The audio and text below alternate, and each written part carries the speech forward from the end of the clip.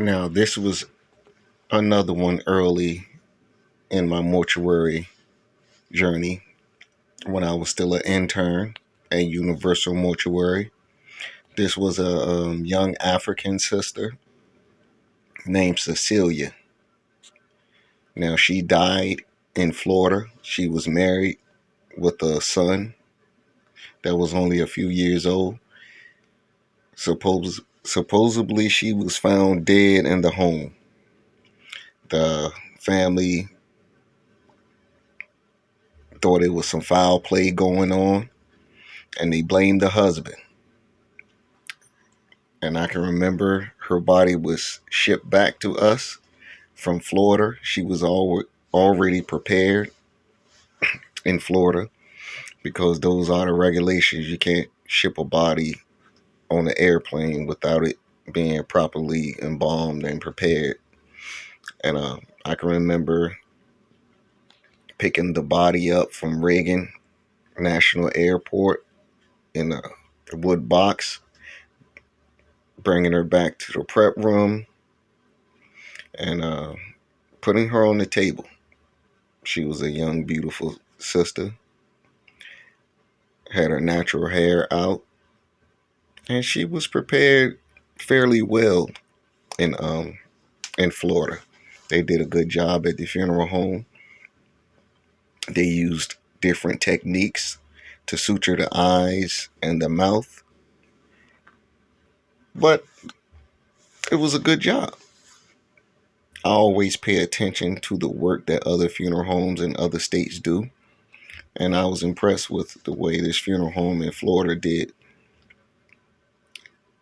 She looks as if she was sleeping. Her skin was hydrated. Um, Her lips were hydrated, had Vaseline on her lips, and we didn't have to do much to her but just dress her. That was it. When her family came to view the body, her mother and her father, her mother didn't take it very well. I can remember her mother screaming and crying the entire time she was there, and this was the same thing at the funeral. Ah, Cece. Oh, Cece, why did you leave me, Cece? Her mom had passed out and had to get revived. We were going to call the paramedics, but the father said it's okay.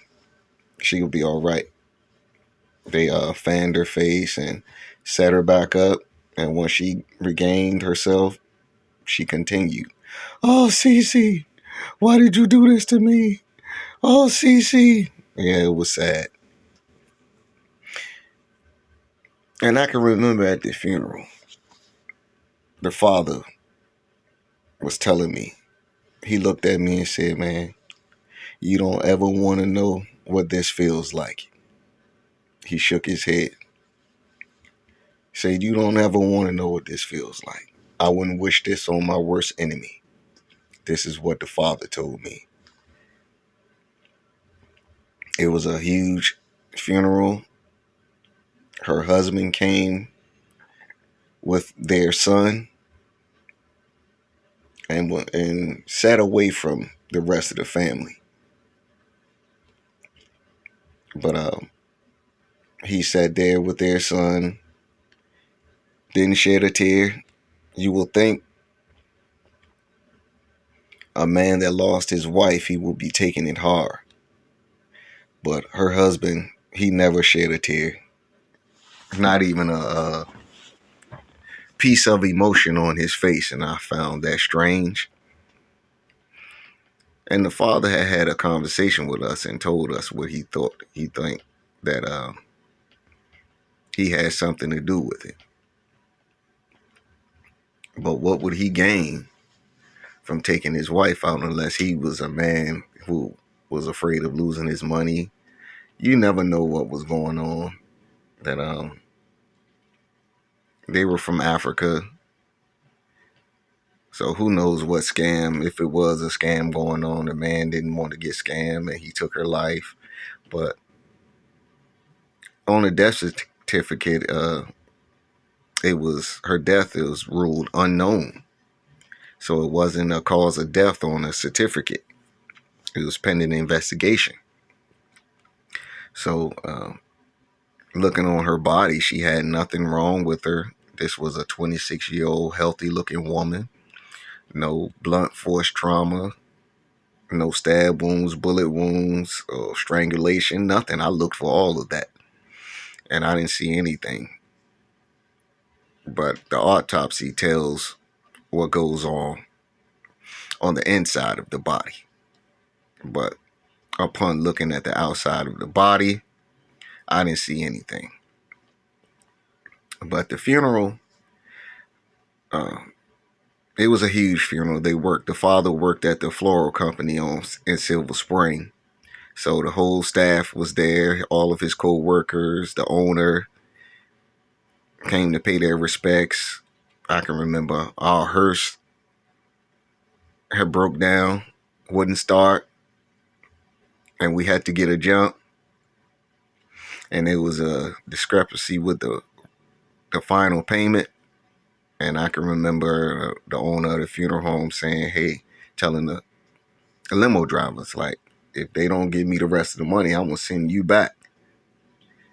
They had owed him the remainder of the payment. And in the funeral, people were handing the father envelopes and cash in his hand as they came and greeted him. And as we were standing outside towards the end of the funeral, the father stormed out upset and passed the owner the rest of the money. And he told him, I'm very upset with you. You thinking I wasn't going to give you your money. And then the owner said, hey, it wasn't me. That was clearly BS, but that's what he told him. He went inside the hearse, counted the money. And then the father stood out and told him that, hey, I'm very disappointed in you. I'm very disappointed in you. He kept saying that. And then the owner went to him and said, hey, it wasn't me, and all this and that. And then we went to the cemetery. It was a big celebration. This was a young woman. They had it was like a festival. They had a lot of dance celebrations from back in their country. At the repast, there was a lot of African food. There was some good food there. And we were close to the same age. At the time, I was maybe 29. She was 26. I left behind a son, and I felt bad for her. The mother, again, at the funeral and the repast, took it very bad. Oh, Cece, oh, Cece, why did you leave me? I can't live like this. Oh, Cece, I don't want to be here anymore. Oh, Cece, let me go instead of you. Oh, man, and it was sad. And, yeah, this is the story of Cece, a young woman gone before her time. I never checked back in to see the cause of death or whatever happened with the husband. But I saw the father at at his job at the floral company, because we used to go get flower spreads in Silver Spring. And I saw him a few times after his daughter's death, and I spoke to him and gave him a hug, and had a brief conversation with him, asked him how he was holding up. Um, his daughter was sent back to their country. I can't remember. Was she buried? This was a while ago. I can't remember. It says it on the obituary, but I can't remember if we boxed her up and sent her back home or was she buried. But I'll never forget her. I'll never forget the family. This is a memory that will always stay with me. This was a long time ago, but I'll never forget her. Cecilia, this was one of my first few deaths that I dealt with when I was early in the business. But certain deaths will stand out. Certain deaths you will never forget, and this is one of them. I maybe need one day I can do a Netflix series and revisit all of the funerals that I've done and all the cases that I've worked on. See how the family is holding up and see where they are years later and see how life has changed since their loved one was gone. But this one is still a mystery. Her death was ruled unknown pending investigation. And almost 15 years later, I haven't heard anything, but I would like to know. I would like to know what ever came of that. But I have more stories to come. You guys stay tuned. Thank you for following.